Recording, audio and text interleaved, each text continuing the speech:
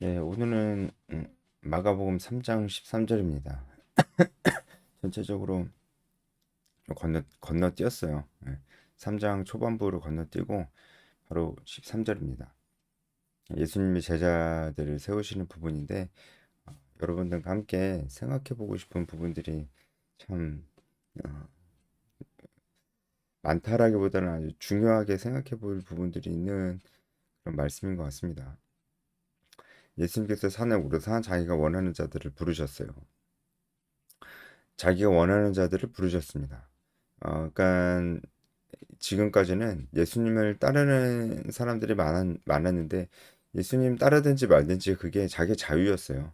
그러니까 따르고 싶으면 얼마든지 예수님 따라올 수 있었습니다. 하지만 예수님을 따라오는 자들이 다 예수님의 이 핵심적인 제자가 된 것은 아니었습니다. 그들이 뭐 예수님을 따른다는 의미에서 그들도 뭐 제자가 아니라고 뭐볼 수는 없지만 예수님이 택하신 제자는 아니었고 제일 중요한 말씀은 우리가 꼭 기억해야 될 것은 예수님이 자기를 따르고 있는 모든 자들 가운데서 특별히 누군가를 선택을 하셨다는 거예요. 이게 바로 제자와 재생산의 시작입니다. 예수님의 사역은 제자들에게 정말 집중이 돼 있었던 것이 확실해요. 이것은 정말 사복음서를 다 분석하고 예수님의 공생애를 정말 면밀히 살펴봤을 때 너무나 분명하게 발견되어지는 부분입니다. 예수님은 제자들에게 사역의 우선순위를 두셨습니다. 뭐 단적으로 이것만 생각해 보세요. 예수님이 병자들을 치유하시고 귀신 들린 자들의 귀신을 쫓아 주셨는데 제가 저번에도 말씀드렸지만 병자들을 직접 찾아가서 고쳐 주신 적은 없어요. 그들이 찾아왔죠. 귀신 들린 자들을 찾아다니시면서 혹시 이 마을에 귀신 들린 자 있냐? 내가 좀 이제 쫓아내주고 싶다. 그렇게 하지 않으셨어요. 그들이 찾아왔죠. 찾아오면은 쫓아주시고 병도 치유해 주셨어요. 이- 하지만 제자들은 다릅니다. 제자들은 예수님께서 찾아가셨습니다. 찾아가셨죠. 베드로를 찾아가셨고 세리였던 마태를 찾아가셨습니다. 훨씬 더 주도적이었고 예수님께서 그들을 눈여겨 보시고 그들을 택하셨던 장면들이 있었습니다. 그리고 이제 그렇게 이제 12명의 제자들이 세워졌다는 거잖아요. 그러니까 예수님께서 원하시는 자들을 택하셨습니다. 아, 택하셨다는 것 자체가 예수님께서 이들을 데리고 뭔가 이들을 데리고 뭔가 좀 더 특별한 걸 한다거나 특별한 목적이 있으니까 따로 부르셨겠죠. 어떤 목적이 있었겠어요? 나머지 예수님을 따르는 사람들이 많았는데 그들과 편해. 그러니까 나는 그냥 너네들이랑 잘 맞으니까 12명 너네들이 나랑 잘 맞으니까 나랑 잘 맞는 사람하고만 있을 거야. 예수님이 그래서 이 12명을 택했겠어요? 그럴 리가 없잖아요. 그렇죠? 어떤 목적을 가지고 택했겠어요? 그 목적을 오늘 우리가 말씀을 보면 그 목적을 알 수가 있어요. 그 목적을 이따가 말씀드릴 테지만 우리가 뭐 지금 그냥 봐도 확실히 알 수 있는 거는 예수님께서 이들에게 집중을 하시려고 했다는 거예요. 예수님을 따르는 사람들이 너무나 많은데 그 많은 사람들에게 다 집중할 수는 없잖아요. 그래서 예수님께서 그 중에서도 12명에게 집중하려고 했던 것입니다. 그러려면 선택을 해야 돼요. 그러니까 선택을 해야 집중할 수 있는 거죠. 우리가 선택과 집중 이런 말 많이 쓰잖아요. 선택을 하지 않는다는 건 집중하지 않는다는 겁니다. 그러니까 난 모든 사람을 다 중요하게 여겨라고 얘기하는 것은 물론 이제 그 말 맞지만 다 중요한 사람들이지만 이제 뭔가 교육하고 훈련시킨다는 측면에서 모든 사람들을 동일하게 교육하고 훈련시킨다는 것은 모든 사람들에게 다 집중하지 않는다는 거랑 똑같은 얘기예요. 집중한다는 건 반드시 선택을 동반하는 것입니다. 이제 예수님께서 그 일을 하신 것이니까 자기가 원하는 자들을 선택을 하셨다라고 하는 것입니다. 이제 왜 그러면 이 사람들을 선택했을까? 우리는 정확히는 몰라요. 그런데 뒤에서 우리가 이제 열두 제자의 이름을 보면서 이들의 배경이나 이런 것들을 좀 볼 텐데 예수님께서 어, 정말 예수님이 편한 사람을 데리고 다니시려는 건 아니었구나라는 것은 분명히 알 수가 있고 예수님께서 이후에 예수님 부활 승천 이후에 이 땅에 세워질 교회들을 다 염두에 두시고 이 12명을 선택하셨다라는 것도 우리가 뒤에서는 좀 알 수가 있을 것 같습니다. 14절 이에 열두를 세우셨으니 이는 자기와 함께 있게 하시고 또 보내사 전도도 하며 여기서 세우셨다라는 말씀이 헬라어 포이에오인데요.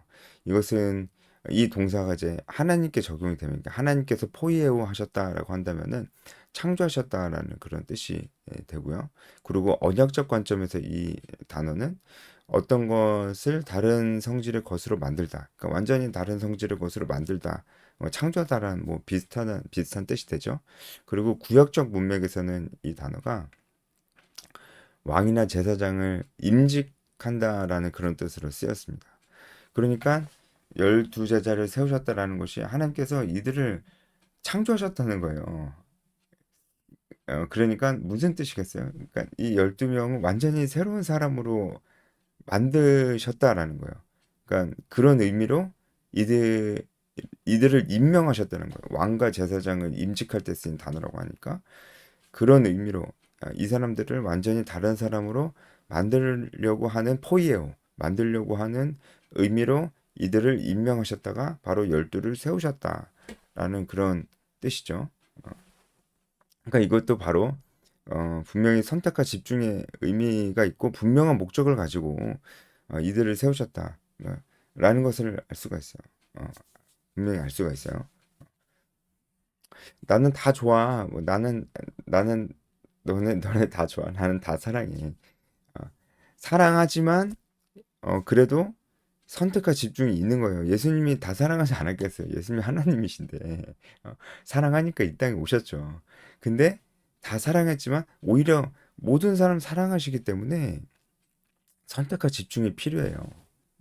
왜냐면 예수님 부활 승천하시고 이 땅에 안 계실 텐데 이 땅에 교회가 세워져야 되고 공동체가 형성이 돼야 되는데 에, 그때를 위해서 사람들이 준비가 돼야 되고 지도자가 준비가 돼야 되는 부분이 있잖아요. 그러려면 선택과 집중을 해야 그 사람이 성장할 거 아니에요. 그래서 이 사람들을 세우셨다는 말씀 자체가 이 사람들이 다른 사람이 돼야 돼요. 완전히 다른 사람이 돼야 돼요. 창조돼야 돼요. 그래야지 예수님이 그 이 땅에 계시지 않을 때 이 사람들이 리더가 되죠. 지도자가 되죠. 그래서 예수님 모든 사람을 사랑하셨지만 이렇게 선택과 집중을 하신 것입니다. 자, 일단은 열두를 세우셨으니 여기까지 봤는데 예수님께서 자기를 따르는 사람이 많았지만 그 중에서도 선택해서 집중하셨다는 것을 우리가 보면서 좀 우리가 같이 생각해 봤으면 좋겠어요. 우리도 이러한 삶을 살아야 되거든요. 우리도 진짜 뒤에서도 계속 얘기할 거예요, 사실. 근데 먼저 좀 말씀을 드리자면은 이 일은 우리가 해야 될 일입니다. 무슨 일이냐면 예수님께서 제자들을 선택하신 일은 우리도 해야 될 일입니다. 왜냐하면 예수님께서 이 일을 우리에게 부탁하셨어요. 어떤 걸 부탁하셨어요? 제자를 삼으라고 하셨잖아요. 지금 예수님께서 제자를 삼는 것을 처음부터 보여주고 계시잖아요. 예수님께서 제자를 어떻게 삼으셨냐면 물론 이게 완전 처음은 아니지만 예수님께서 사람들을 만나시고 두루두루 만나시고 보시고 계속 지켜보시다가 그 중에서 베드로 부르시고 뭐 나다나엘 부르시고 부르셨단 말이에요. 어쨌든 선택을 하셨단 말이에요. 우리도 이렇게 해야 된단 말이에요. 우리 주변에 많은 사람들이 있지만 특히 교회 공동체 안에서 많은 사람들을 만나고 하지만 그 중에서 선택해서 불러야 됩니다. 이게 이게 제자를 삼는 거예요. 이게 제자를 삼는 거예요. 이게 어, 그러니까 제가 예전에도 말씀드렸지만 제가 이런 부분에 있어서 교회에서 흔히 하는 1대1 제자 양육이나 뭐 제자 훈련 프로그램에 대해서 진짜 생각을 해보시라니까요. 그 프로그램에는 물론 다는 아닙니다. 제가 뭐 다는 모르니까요. 근데 일반적인 경우에는 제가 뭐 이 프로그램을 비난하려는 것도 아니고 프로그램이 당연히 좋죠. 좋은데 우리가 좋으니까 더 이 프로그램이 맞는지 진짜 피드백을 해보자는 거예요. 쓸데없으면 없애야죠. 근데 그게 아니고 피드백을 해보자는 거예요. 우리가 교회에서 흔히 하는 제자 훈련, 뭐 1대1 제자 양육, 그게 진짜 제자 훈련이라고 볼 수가 있냐라는 말씀입니다. 저는 이제 재생산을 목적으로 하는 선명해야 돼요. 이게 뭐 되면은 좋고 뭐 하다 보면 다 재생산 돼. 이거는 재생산을 목적으로 하는 소그룹이 아닙니다. 아니잖아요. 뭐 그게 목적이 아니잖아요. 하다 보면 돼가 어떻게 목적입니까? 안 돼도 된다는 거잖아요. 안 돼도 되면 좋고 안 되면 말고 재생산이 되면 좋고 안 되면 말고 이거는 재생산을 목적으로 하는 거는 아닙니다. 그걸 목적으로 안 했는데 뭐 그렇게 될 수도 있다는 거예요. 이건 아니에요. 이거는 예수님께서 제자를 삼으셨던 방법은 분명히 아닙니다. 왜냐면 보세요. 예수님께서 제자들을 처음 부르실 때부터 분명한 목적이 있었고 그것은 분명히 재생산이었어요. 재생산이었어요. 우리가 뒤로 갈수록 이 부분은 더 선명해집니다. 어쨌든 제자를 삼는다는 것은 처음부터 리더가 제자를 삼고자 하는 리더가 처음에 해야 될 일이 누군가를 선택하는 거예요. 근데 보면요. 교회에서 하는 제자 훈련, 1대1 제자 양육은 보통 리더가 누군가를 선택 안 합니다. 교회에서 매칭 시켜줘요. 다 매칭 시켜줍니다. 가만히 앉아 있으면은 어, 다 붙여줘요. 어. 그러니까 어, 그거는 제자 삼는 삶에서 조금 멀어진다라는 겁니다. 그래서 뭐 그렇게 매칭 됐는데 제자화가 아예 안 일어나다 또 그렇게는 볼 수는 없어요. 제자화가 일어나기도 합니다. 근데 많이 안 일어나요. 벌써 리더의 마음이 다르잖아요. 자기가 뭐 찾아가지고 도전해서 예수님처럼 시몬 베드로한테 가서 너가 나를 따르라 사람을 낚는 어부가 돼 가서 도전하고 왜 나를 따라야 되냐면 이런 비전이 있어. 이렇게 비전을 제시하고 근데 이게 쉽지는 않을 거야. 기준을 제시하고 현실적인 기준을 제시하고 제가 저번에 얘기했잖아요. 이렇게 얘기해서 선택과 집중을 하는 그 리더랑 그런 리더랑 가만히 앉아 있는데 그냥 어 제 매칭됐습니다. 누굽니다. 언제부터 제자 양육 시작하세요. 이렇게 해서 그 제자를 받은 사람의 마음이 똑같겠냐고요. 똑같을 수가 없습니다, 여러분. 아니 맞잖아요. 똑같을 수가 없잖아요. 무엇보다도 그 주도적입니다. 이게 제자가 저기 제자와 그 소그룹에서 리더가 리더가 주도적이어야 됩니다. 리더가 이 뭐랄까요? 주도권을 가지고 있어야 돼요. 이 끌려다니면 안 되거든요. 이 끌려다니는 사람이 어떻게 훈련을 합니까? 끌려다니는 사람이 진짜. 아니 군대에서 조교가 훈련병들한테 끌려다니는 거 봤어요? 예? 그 끌려다니는 사람이 어떻게 훈련을 해요? 네, 하여튼 그런 면에서 1대1 제자형 이런 거 생각해 봐야 됩니다. 예? 그게 진짜 제자 아니면 명칭을 바꾸라니까요. 개인 경건생활 훈련 이렇게 바꾸라고요. 그건 제자 훈련은 아니죠. 예수님의 제자가 되라? 예수님의 제자가 되게 하려면 그 사람은 반드시 내가 재생산해야 되는구나라는 목적 의식이 있어야 됩니다. 그 목적 의식을 심어줘야 돼요. 그게 제자 훈련이 돼야 돼요. 예수님의 제자가 되라 그 사람이 자기밖에 몰랐어요? 자기만 열심히 그냥 말씀 듣고 그냥 그랬어요? 아니라니까요. 아니라니까요. 다른 사람 해줘야지. 다른 사람 재생산해야지. 이 생각을 가지고 훈련을 받았다고 예수님께서 처음부터 그렇게 얘기했잖아요. 사람을 낚는 어부가 되게 한다고. 그래야 되는데 그런 생각이 없으면 어, 제자 훈련은 아니죠. 개인 경건 생활 훈련이라고 처음부터 그렇게 말을 하면은 문제가 하나도 없어요. 아니요, 여러분 제자 훈련이 아닙니다 이거는. 왜냐면 여러분 재생산할 마음이 없잖아요. 그게 뭔지 알아요? 저도 그걸 가르칠 마음이 없거든요. 그러니까 여러분은 일단 여러분이 성장합시다. 여러분이 성장합시다. 그러니까 개인 경건 생활 합시다. 그러니까 뭐 책도 읽고 독후감도 쓰고 설교 듣고 뭐 요약도 하고 매일매일 말씀 몇 장씩 읽고 큐티하고 써서 제출하고 이런 거 하라고요. 예? 그러면 개인 경건 생활 그거 좋은 거잖아요. 제자 훈련은 아니라고요.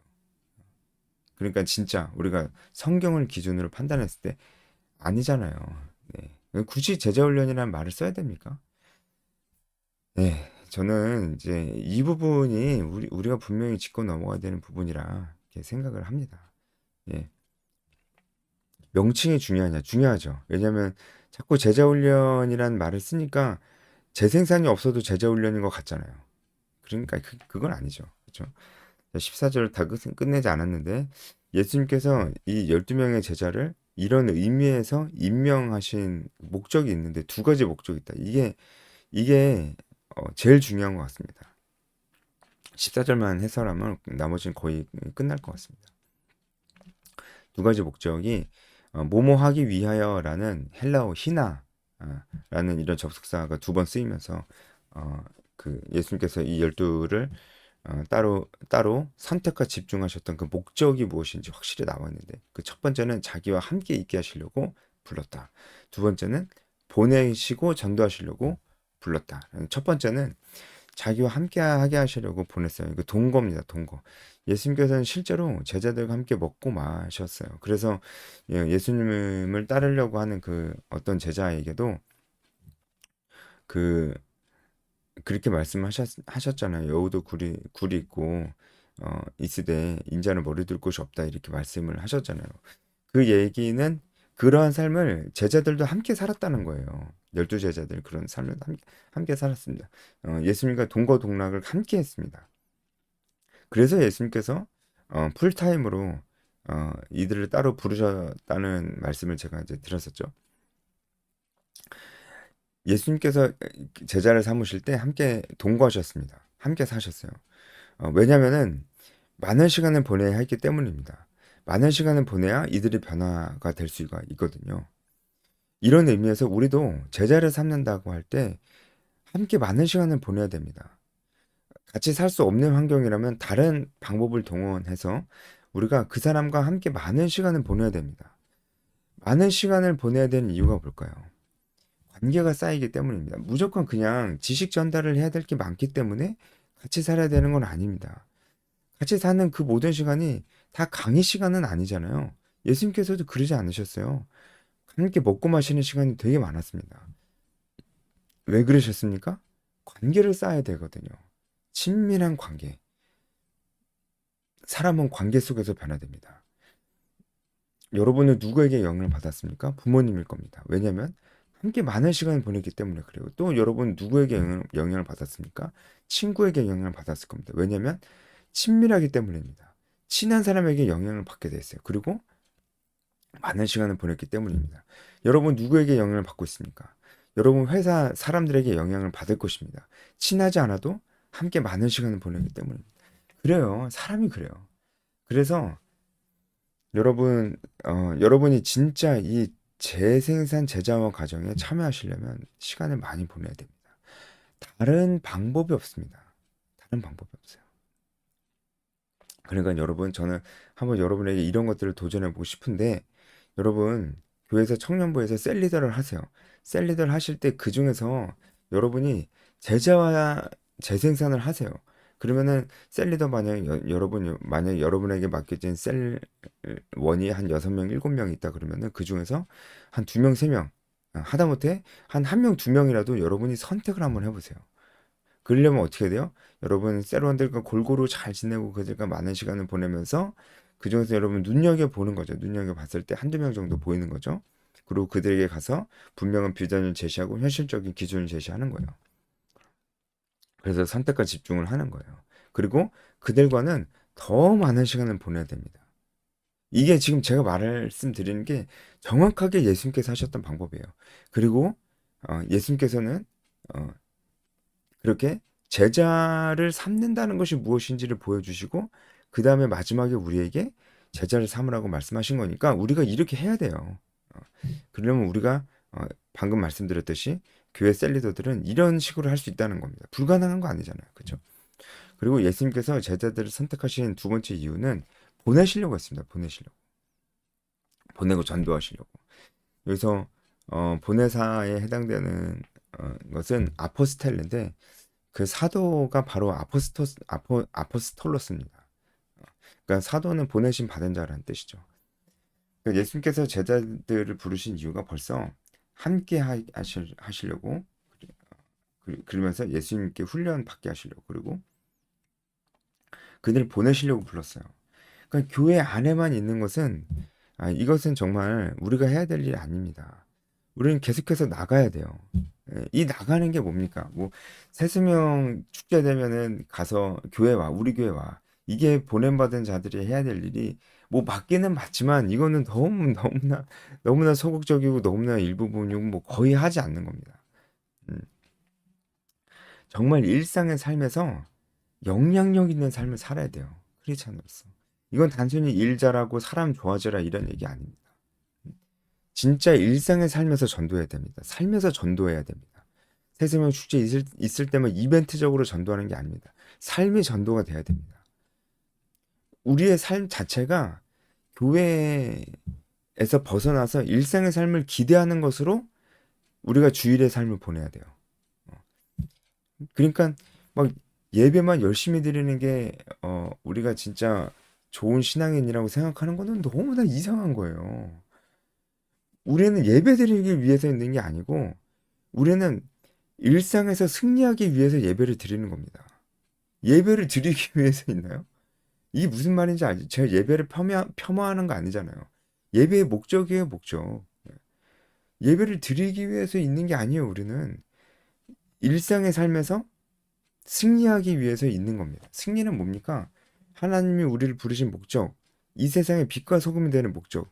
이것은 우리가 세상 속에서 뭐 일도 잘하고 사람 좋아지는 것도 좋지만 도덕적으로 사는 것도 좋지만 그런 것으로는 우리가 궁극적인 영향 절대 줄 수 없습니다. 절대, 절대, 절대 그런 말로 도망가면 안 돼요.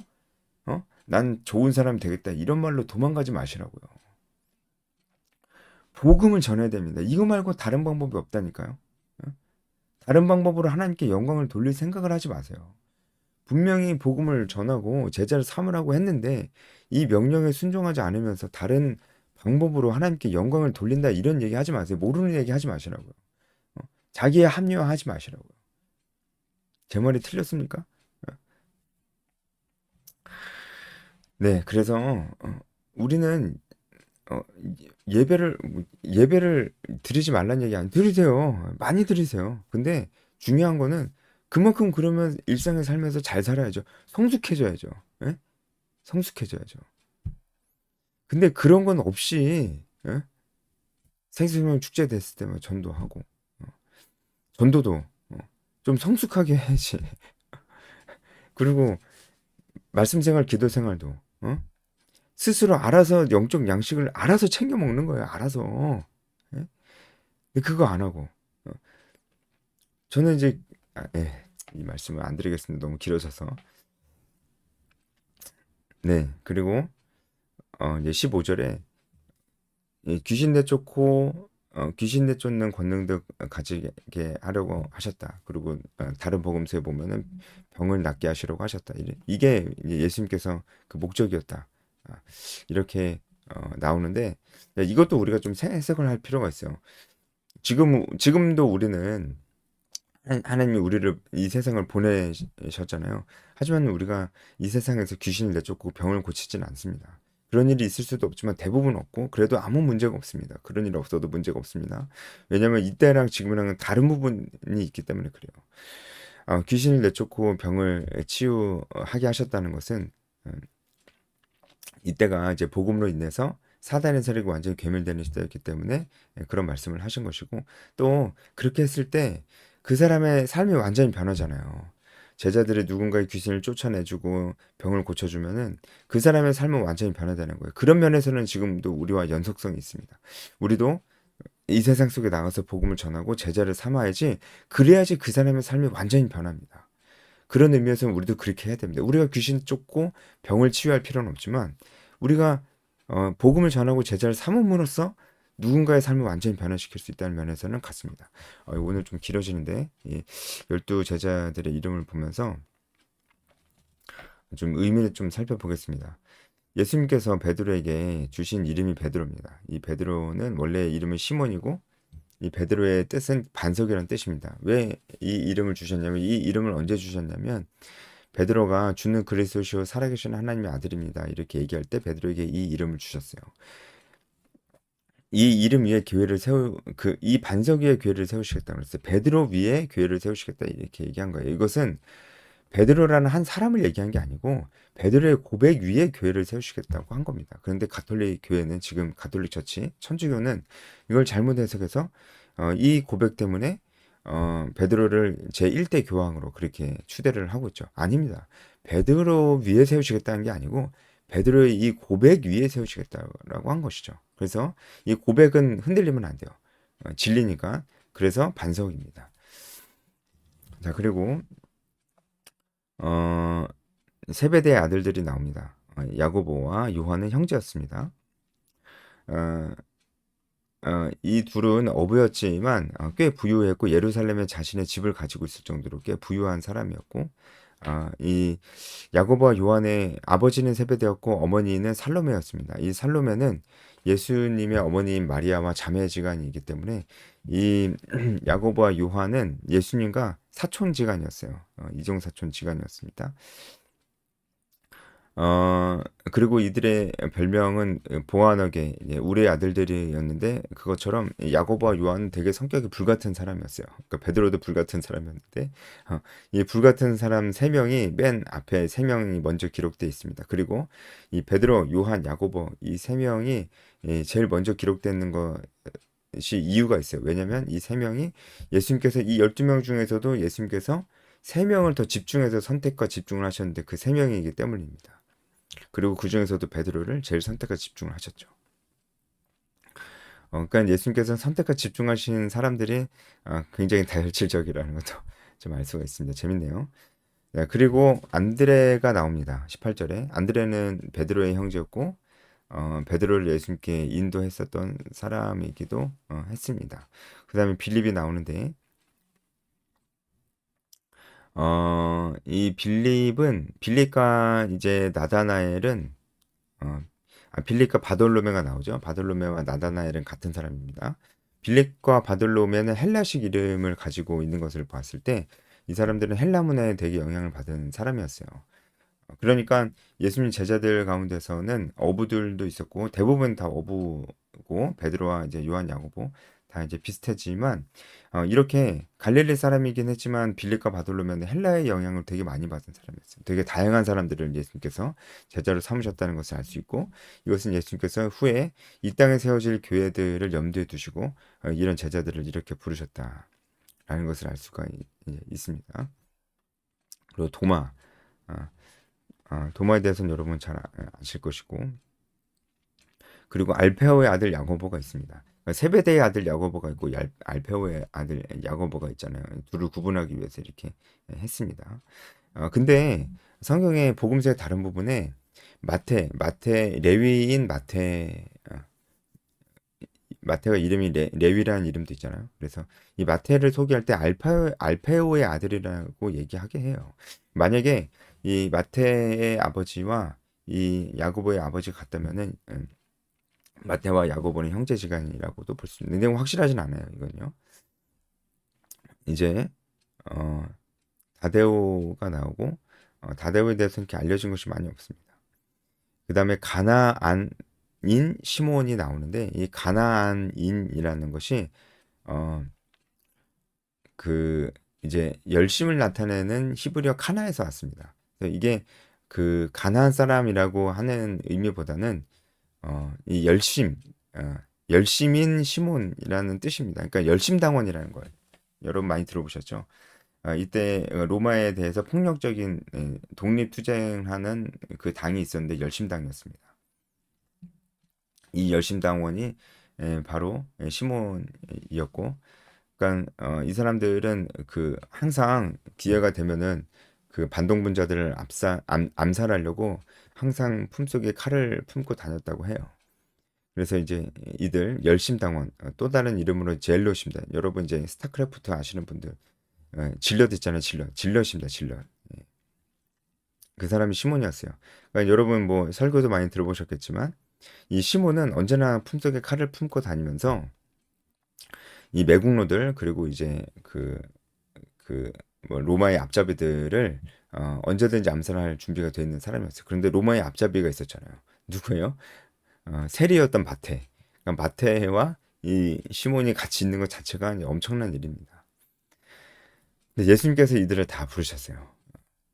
그리고 마지막에 유일하게 갈릴리 사람이 아닌 사람이 있는데 바로 가룟 유다입니다. 이 가룟 유다에게 회개를 맡겼어요. 이 12명이 하나의 공동체였으니까 이제 비용이 발생하잖아요. 이 회개를 가룟 유다가 맡았습니다. 세리인 마태도 있었는데 가룟 유다가 맡았던 겁니까? 이거 아주 잘했던 것 같아요. 네, 오늘 여기까지 하겠습니다.